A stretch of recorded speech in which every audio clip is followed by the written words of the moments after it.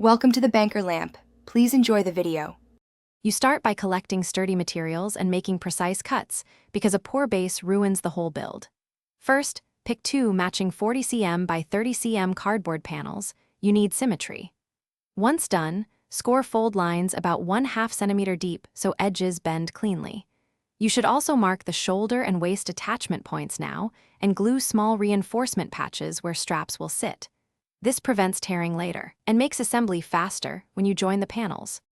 You now shape the thrust housings and secure them to the backplate so the model holds together. Roll 10 cm strips into cylinders and brace them inside with triangular ribs. Glue each rib at a 45-degree angle for strength. Make 3 layered base plates under each cylinder to spread load across the panel. This prevents the housing from ripping out. Once attached, build simple baffles and nozzle shapes to mimic vents and seal seams. This improves durability and gives a convincing aesthetic. You finish by smoothing, sealing, painting, and balancing so the cardboard jetpack looks good and stays put.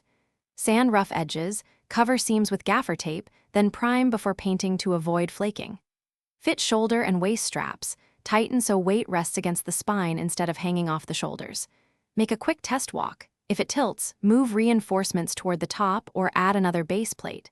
If a seam splits, clamp a patch on, re-glue, and reinforce. This fixes most failures. Thanks for watching. If this was helpful, leave a like and consider subscribing. See you next time.